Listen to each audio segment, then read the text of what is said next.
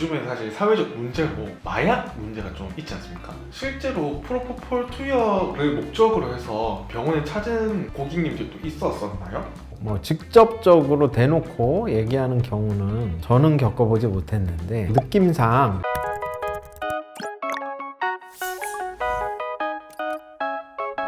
안녕하세요. GNG 병원에서 코막힘, 코성형을 담당하고 있는 성룡의 원장입니다. 요즘에 사실 사회적 문제고 마약 문제가 좀 있지 않습니까? 근데 프로포폴이 마약으로 지정되었다 얘기를 해주셨어요. 실제로 프로포폴 투여를 목적으로 해서 병원에 찾은 고객님들도 있었었나요?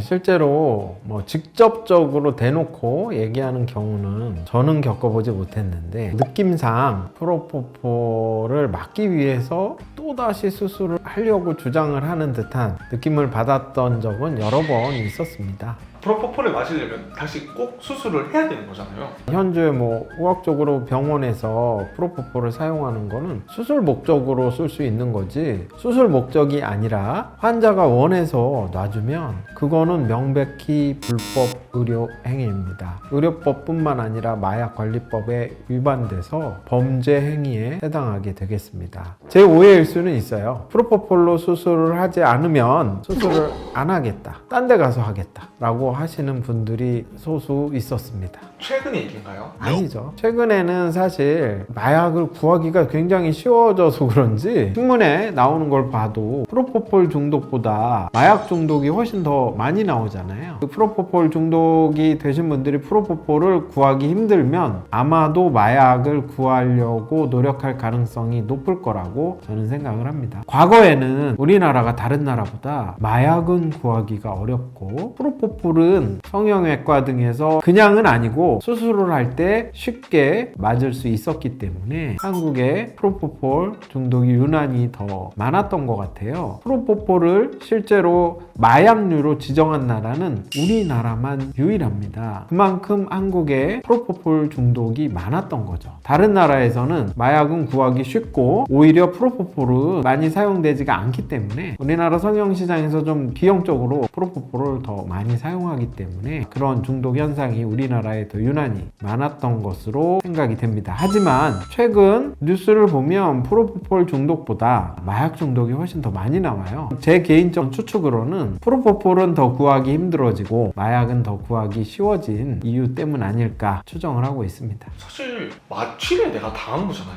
네. 기억도 잃고 어째서 그렇게 중독이 되게 되는 거죠? 저도 과거에 처음 알았을 때는 프로포폴이 중독된다는 걸 몰랐어요. 하지만 사회적 현상 그리고 실제 환자들 중에서도 약간 의심되는 경우들을 보면서 논문 같은 걸 찾아보면 프로포폴의 일부 뇌에 마약과 비슷한 반응을 하는 사람들이 실제로 존재하고 그런 분들이 프로포폴 중독으로 가는 것으로 알려져 있습니다. 모든 사람에서 프로포폴이 마약으로 작용하는 건 아니에요. 일부의 사람들에서 특이하게 마약이랑 비슷하게 효과를 나타내는 경우가 있는 겁니다.